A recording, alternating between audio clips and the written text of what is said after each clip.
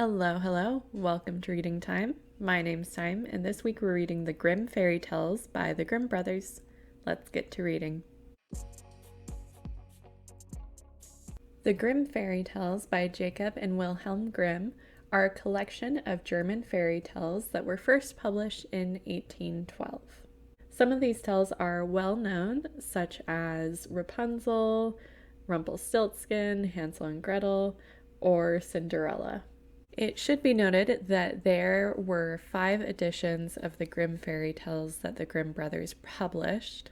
And so, depending on which edition you are reading, the tales are going to look different and there are going to be different tales included. I specifically read a translation of the first edition. The translation I read was actually the first English translation of the first edition, and it wasn't published until 2014.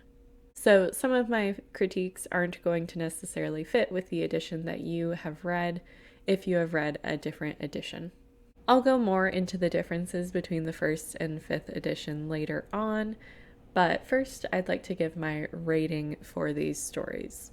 Overall, I'm going to give it a 4-star rating. It's difficult to give it an accurate rating because a lot of these tales vary in quality and vary in how much I like them. But overall, I think that they've been very impactful to our culture, and I think it's valuable and interesting to read some classic literature such as this.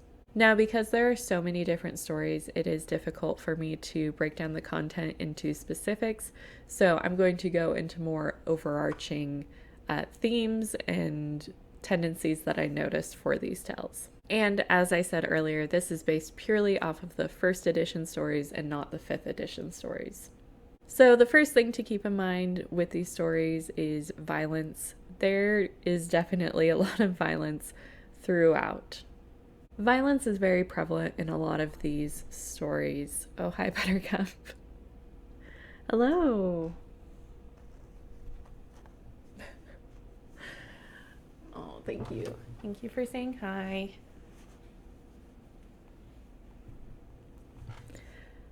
As I was saying, violence was very prevalent in a lot of these stories.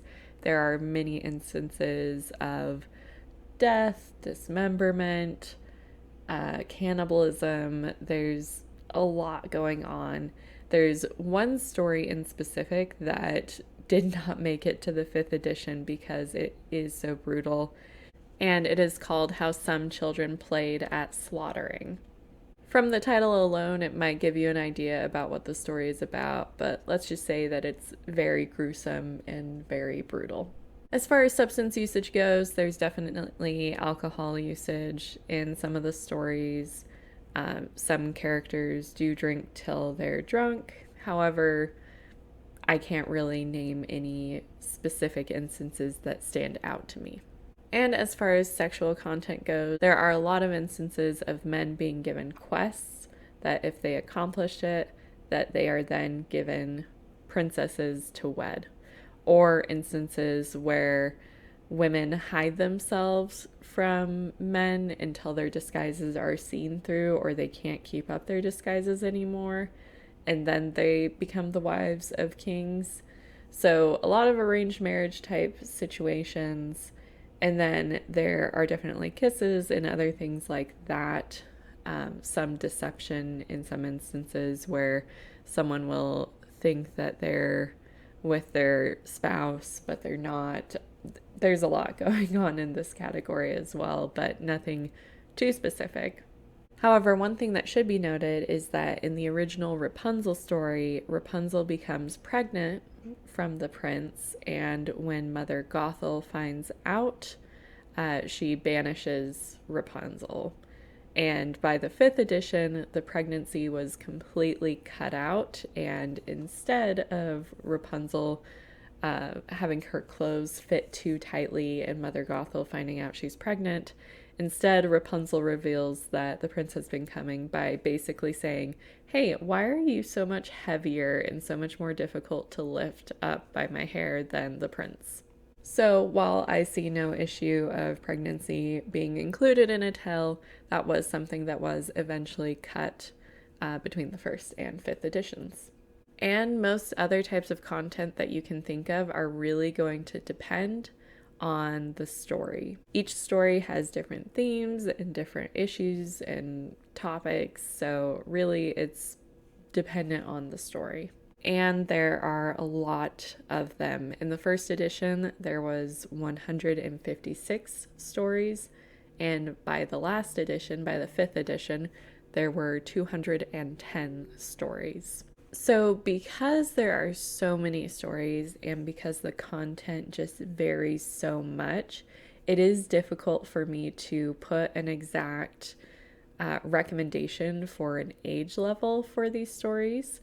Some of these stories are well known enough that people will tell them to kids as bedtime stories.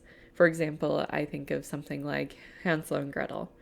And while our retellings may not be the exact wording of the original story as written by the Grimm brothers, it still has the same overall plot line.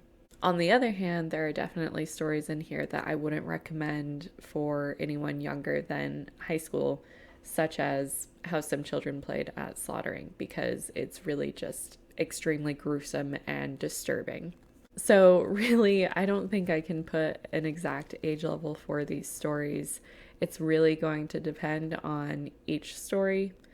But I do think that there are stories within here that could be read to any age level.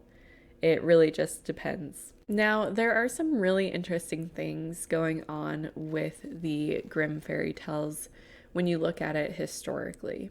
So I think a lot of people think that Jacob and Wilhelm Grimm actually traveled around Germany or traveled around Europe to collect these stories, and that they may have also written a lot of these stories themselves, when in all reality, they were mostly just scholars who had most of these stories sent to them. And a lot of these stories were just from a specific region of Germany. Some of these stories do come from varying social class levels, but there definitely are a lot of stories that were given by specific people.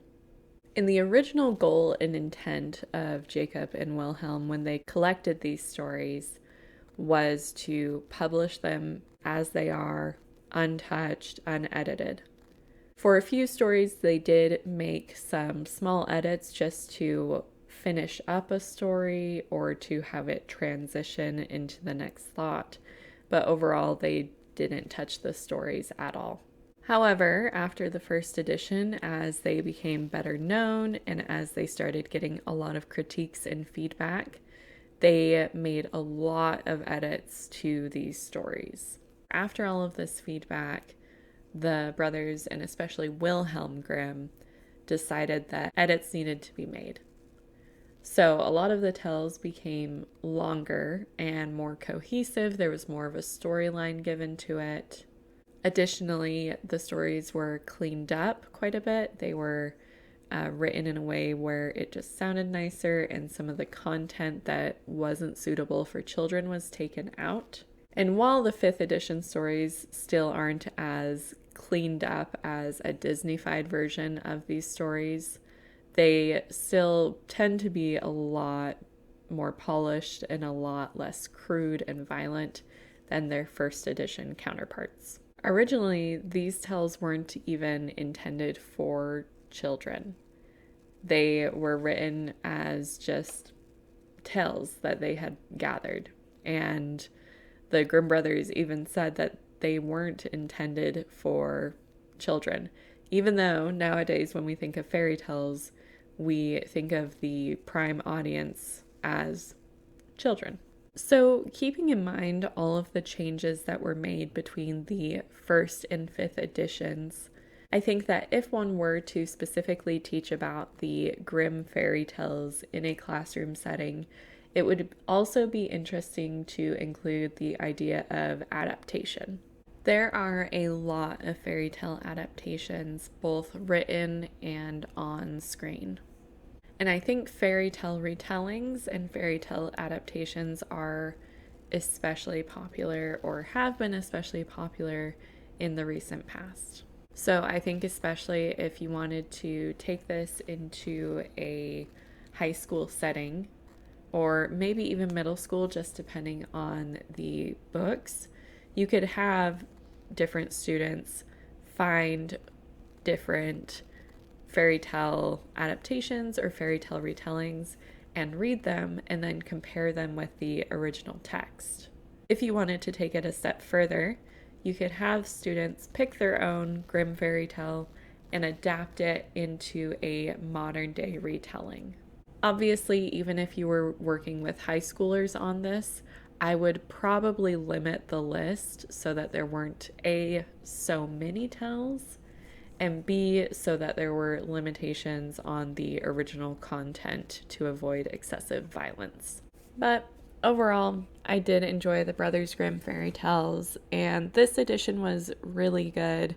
The foreword by the translator has a lot of good information about the changes made between the first and fifth edition.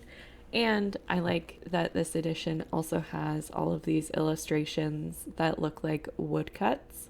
So if you are interested, this one is translated and edited by Jack Zipes. This week's poster square is right in the middle of our poster right here, and it kind of fits with the month of October.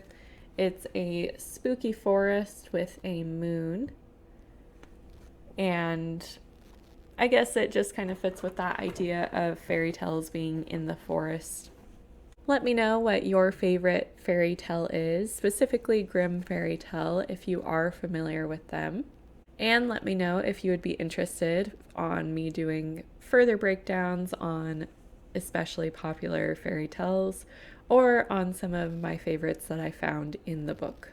If you are interested in following along with this reading adventure, feel free to subscribe to the YouTube channel, share it with your friends, and invite them to subscribe as well if you think they'd be interested.